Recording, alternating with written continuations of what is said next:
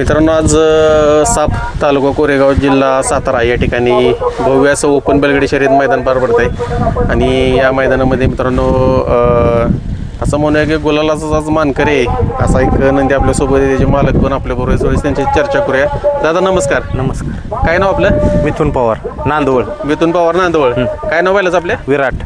मित्रांनो विराट हे बघू शकताय आणि ताकदीचा आणि जसं आपण म्हणतो ना की शरीर बघावं तर बघू शकता तुम्ही कशा पद्धतीची म्हणजे मालक त्याची काळजी किती घेत असतील हे त्याच्या तब्येतीने आपल्याला कळून येतं. काय सांगाल आज कसं नियोजन झालं होतं आजच्या मैदानात? नियोजन 20 तारखेला झालं होतं आमचा. आम्ही चिपळूणला पडलो होतो आसनी मैदानात. तिथं आम्ही 1 नंबर केलता आणि त्या बैलानं 2 नंबर केलता शिरवड्याच्या लारानं. तिथं आमचं ठरलं होतं की आपण ओपनला एखादा गाडी मैदानात हाणू. त्याच्यावर आमचं 2-3 पैरं झालं. परवा दिवशी बैला दुधुबावीत राहिला, बैलानं 6 नंबर केला आदतला.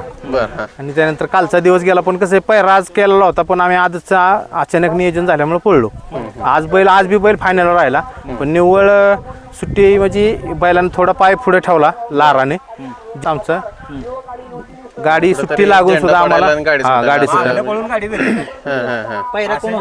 पर शिरवड्याचा लारा होता. लारा बरोबर. लारा गट किती गटात पाहिली गाडी? आम्ही 18 मध्ये पडलो. गट क्रमांक 18 मध्ये. आणि सेमी किती होता? सेमी 6वा. 6वा सेमी होता. हे 20 तारखेला झालं होतं नियोजन. दुधेबावी मैदानात तुम्ही आदतला घेऊन पळाला, त्या मैदानामध्ये गुलाल घेतला, त्याच्याबद्दल काय सांगणार? तिथं बैलाला मानलं पाहिजे. तिथं वासरू 14 महिन्याचं होतं खाली. बैलाच्या पाया एवढंच वासरू होतं पण वासराला एवढं स्पीड होतं आणि बैला तेवढी धमक होती. आम्हाला माहित होतं वासरू नुसतं गळा देऊन आलं तरी बैल गाडी ओढून लावणार. मग बघायला गेलं तर आता त्या मैदानाबद्दल चर्चा झाली होती की एवढं छोटंसं वासरू घेऊन पण त्यानं म्हणजे कुठचं म्हणतो ना की बैल छान आहे आणि त्याच्या गळ्यात फक्त ती वासरू पळाला तरी त्यानं गोलाचा मानकरी ठरला. त्याची खासियत काय सांगाल? काय खासियत आहे बैलाची? काय बैलाला एवढं स्पीड आहे. फक्त बैल एवढं आहे की अंतरात आहे बैल आमचा अजून. कसे आपले ज्यान पैर आहे ना मोठं माझा नंबर 93 73 31 00 61. दुसरा एक नंबर सांगा. 89 99 86 98 54. तर मित्रांनो बैल पळतोय पण पायरी वाचून फक्त अंधारात आहे. तुम्ही त्याचं मागील 2-3 मैदानात ज्या पद्धतीने सांगितलं त्या पद्धतीनं बघा. आजचं मैदान बघा, त्याचा पळ बघा आणि त्याच्यावरती कॉन्टॅक्ट नंबर दिलाय.